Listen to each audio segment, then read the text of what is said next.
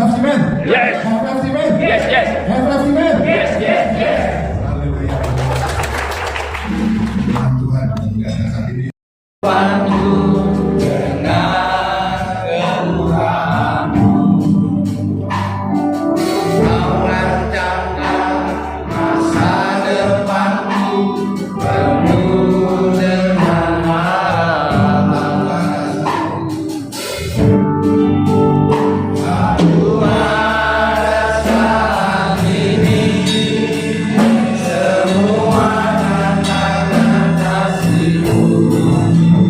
Aku hidup baik ini semua berkat kemurahan-Mu. Terima kasih Yesus, Engkau sangat baik, selamat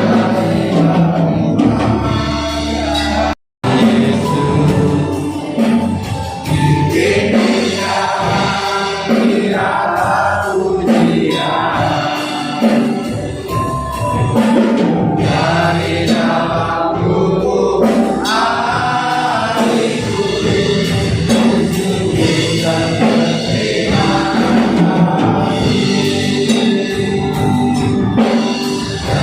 lubuk hatiku, dan berterima dari dalam lubuk hatiku, dan berterima kasih.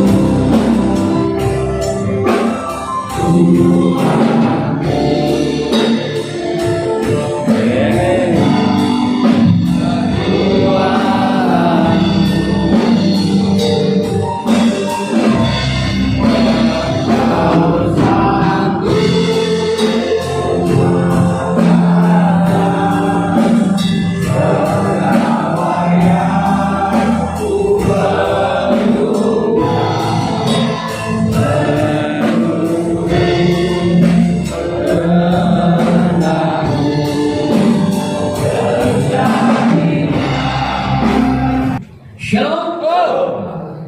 Semangat? Itu yang ngatur.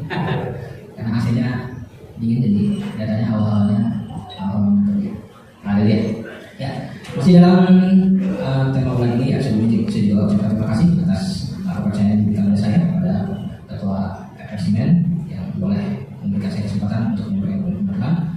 Ya, tema kita tentunya masih membahas pahlawan iman. Temanya dari terbuang menjadi pahlawan iman. Ya. Kita belajar dari seorang hakim ya, pada masa itu yaitu Yeftah. Ya. Kalau kemarin kita belajar Gideon, ya, juga Yusuf, kita juga belajar hari ini Yeftah. Ya. Ayatnya terambil dari Ibrani 11 ayat 32 dan Hakim 1 ayat 1. Ibrani 11 ayat 32, dan apakah lagi yang harus aku sebut, sebab aku akan kekurangan waktu apabila aku akan menceritakan Gideon, Barak, Simpson, Yeftah, Daud, dan Samuel dan para nabi. Ya. Dan kita belajar dari Hakim bernama Yeftah. Saya bacakan siapa sih Yeftah itu. di Hakim-Hakim 1 ayat 1. Adapun Yefta orang Gilead itu adalah seorang pahlawan yang gagah perkasa, tapi ia anak seorang dari perempuan Sundal. Yefta ialah Gilead. Pemberian sejati.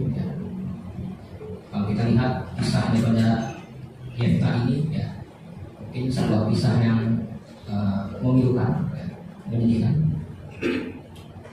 Kadang dari kisah ini juga kita merasa siapa sih diri kita kalau dibanding dengan kehidupan Yefta pada saat itu.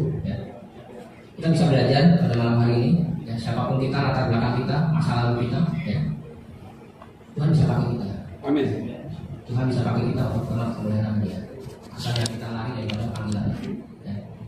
Kita bisa belajar dari seorang Yefta yang memiliki kehidupan yang keras, latar belakang yang keras. Tapi ketika dia sudah berucap dan dia sudah berjanji, dia menepati janjinya.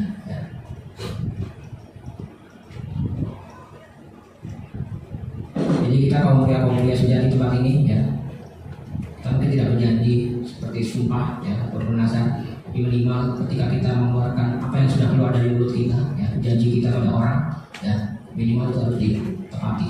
Karena banyak oknum-oknum orang Kristen, saya sebut oknum bukan semua orang Kristen masalahnya. Karena oknum-oknum orang Kristen itu banyak banget membuat janji, tapi tidak terrealisasi. Gampang membuat janji, tapi mudah lupa. Jadi kita harus belajar pada saat ini, kita